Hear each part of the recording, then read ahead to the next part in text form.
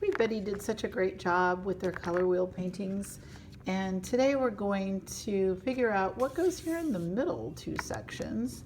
And what that is going to be is what we call tints and shades. So a tint is any color plus white. A shade is any color plus black.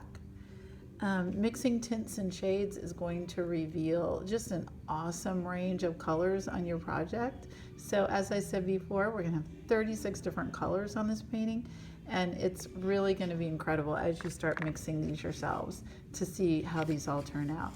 You're going to have some surprises.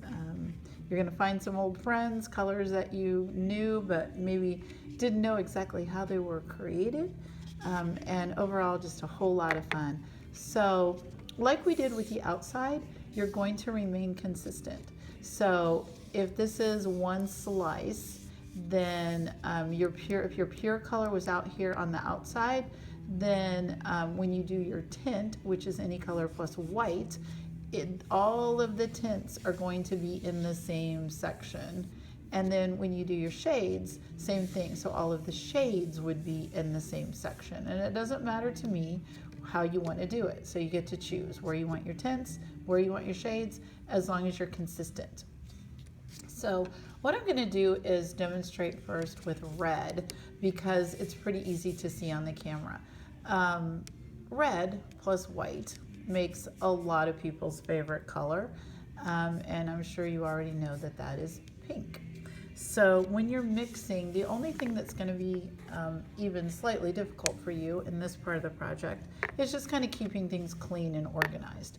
So you should have a palette that has blue, red, and yellow, because those are our primaries. And then you also have white and black for mixing. So let's start with a tint. We know that we want to begin with our least dominant color. So obviously between white and red, our least dominant color is going to be white.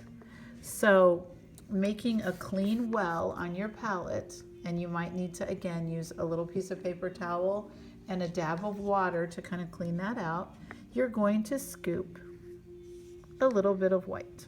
And at this point, you're more familiar with the quantity of paint that you need to mix up. So I'll leave that to you to figure out. So you've got your white, and then you're going to add the tiniest bit of red. Red's a very strong color. So if you just dip your brush in the red, grab just a littlest bit on the end of your brush, and then come over and mix that, you're going to get your pink.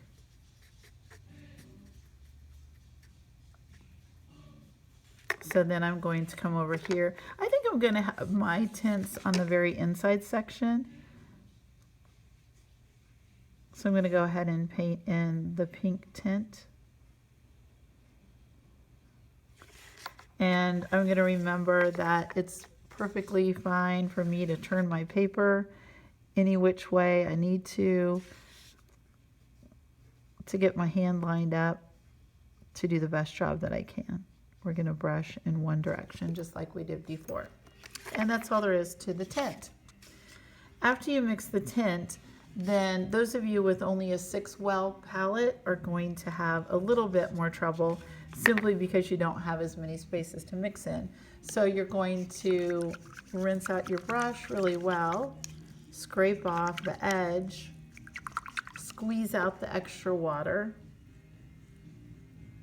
and then you can dry your brush on your towel if you need to. What you're going to have to do, all of you people with 6 wells, not you lucky people with 12 aren't going to have as much work to do, but after you mix your tint, then just kind of quickly clean out that well, because you're done with that color. That's not a color that you can use for future mixing. Then when you do your shade, you're going to go through the same process. So between red and black, hopefully you kind of guessed by now that black is going to be the most dominant color of all. So we'll start with red and scoop a little bit of red in. And most of you got pretty small spaces left, so you really don't need too much of the color. And then again, just the smallest dot of black on your brush to mix in. And it doesn't really matter how dark this shade is, but it shouldn't be mistaken for red. It's kind of a dark red, and that's another color that has a name. We would call this burgundy or maroon. It's a dark red. And then you're going to paint the shade in the remaining space of that section. Again, we're going to remember everything we've learned about painting, which is that we can turn our paper to get the best possible advantage. We're going to go around our edges first, try to get a nice crisp edge, and then we'll do our inside of the shape last. If there's any left, there isn't much left on this one. And that's the last thing we need to do. That slice of our little square pizza pie is complete. And so now we can move on to the next color. We're going to repeat that process today, beginning with each of the 3 primary colors. So I'm going to let you do your red, pink, and maroon first. And then if you have time, you can proceed to blue, light blue, which doesn't really have a different name, and dark blue in the other 2 sections that are left.